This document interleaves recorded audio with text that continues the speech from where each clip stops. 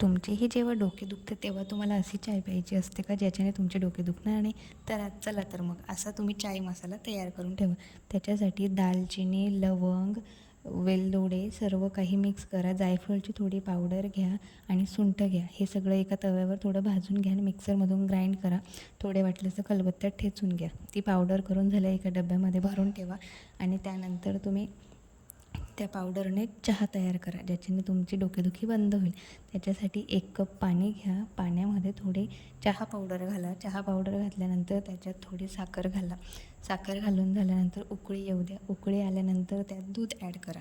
दूध ॲड करून झाल्यानंतर आपण जो चाय मसाला तयार केला आहे तो चाय मसाला तिथे तुम्ही तुमच्या अंदाजाने मिक्स करा.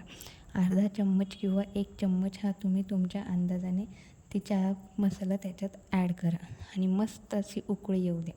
उकळी येऊन झाल्यानंतर थोडा वेळ 5 मिनटं त्याला उकळी येऊ द्या. तुमचे जे डोकेदुखी आहे ना ती तुम्ही विसरूनच जाणार आणि डोके दुखायला लागलं की सर्वप्रथम तुम्हाला तो चाय मसालाच आठवणार. तर तुम्ही असा चाय मसाला करून ठेवा आणि नक्की असा चहा पिऊन बघा डोकेदुखी झाल्या तर तुम्ही बघू शकतात त्या चहाच्या वासानेच अर्धे डोकेदुखी बंद झाली. चला तर मग तुम्ही पण ट्राय करा. बाय.